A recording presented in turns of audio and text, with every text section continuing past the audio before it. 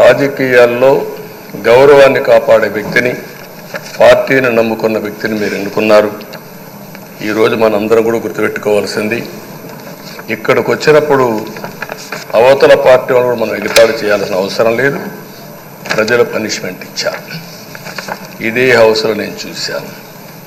23 సీట్లు మాకు వచ్చాయి. నేను బాధపడ్డాము. కానీ ప్రజాస్వామ్యాన్ని గౌరవించాలనే ఉద్దేశంతో ప్రజాస్వామ్యుతంగా పనిచేశాం.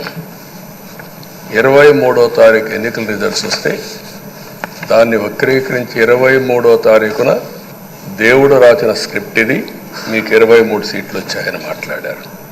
ఇప్పుడు నేను అడుగుతున్నా, కూటమికి 164 సీట్లు వచ్చాయి. 1, 6, 4 కూడుకుంటే 11 వస్తుంది. రాష్ట్రంలో దగ్గర 1631 రోజులు అమరావతి రైతాంగం ఆడబిడ్డలు ఉద్యమం చేశారు. ఆ 4 నెంబర్లు కలుపుకుంటే 1, 6, 3, 1 కలుపుకుంటే 11 వస్తుంది.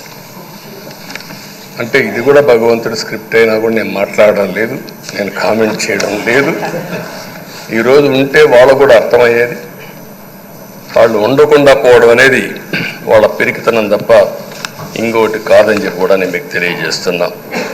అయితే నేను ఇక్కడుండే సభ్యులను కూడా మిమ్మల్ని కోరుతున్నా, మనం ప్రజా సమస్యలపైన దృష్టి పెట్టాలి తప్ప వీళ్ళ మీద కాదని చెప్పి కూడా నేను మీకు తెలియజేసుకుంటున్నాను. రాజకీయాల్లో గౌరవాన్ని కాపాడే వ్యక్తిని, పార్టీని నమ్ముకున్న వ్యక్తిని మీరు ఎన్నుకున్నారు. ఈరోజు మనందరం కూడా గుర్తుపెట్టుకోవాల్సింది, ఇక్కడికి వచ్చినప్పుడు అవతల పార్టీ వాళ్ళు కూడా మనం ఎగతాళి చేయాల్సిన అవసరం లేదు. ప్రజలు పనిష్మెంట్ ఇచ్చారు. ఇదే హౌస్లో నేను చూశాను. 23 సీట్లు మాకు వచ్చాయి. నేను బాధపడ్డాము. కానీ ప్రజాస్వామ్యాన్ని గౌరవించాలనే ఉద్దేశంతో ప్రజాస్వామ్యుతంగా పనిచేశాం. 23వ తారీఖు ఎన్నికల రిజల్ట్స్ వస్తే దాన్ని వక్రీకరించి 23వ తారీఖున దేవుడు రాసిన స్క్రిప్ట్ ఇది, మీకు 23 సీట్లు వచ్చాయని మాట్లాడారు. ఇప్పుడు నేను అడుగుతున్నా, కూటమికి 164 సీట్లు వచ్చాయి. 1, 6, 4 కూడుకుంటే 11 వస్తుంది. రాష్ట్రంలో దగ్గర 1631 రోజులు అమరావతి రైతాంగం ఆడబిడ్డలు ఉద్యమం చేశారు. ఆ 4 నెంబర్లు కలుపుకుంటే 1, 6, 3, 1 కలుపుకుంటే 11 వస్తుంది.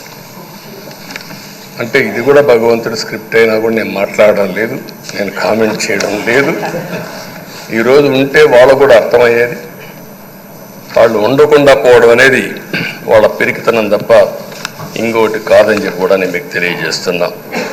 అయితే నేను ఇక్కడుండే సభ్యులను కూడా మిమ్మల్ని కోరుతున్నా, మనం ప్రజా సమస్యలపైన దృష్టి పెట్టాలి తప్ప వీళ్ళ మీద కాదని చెప్పి కూడా నేను మీకు తెలియజేసుకుంటున్నాను.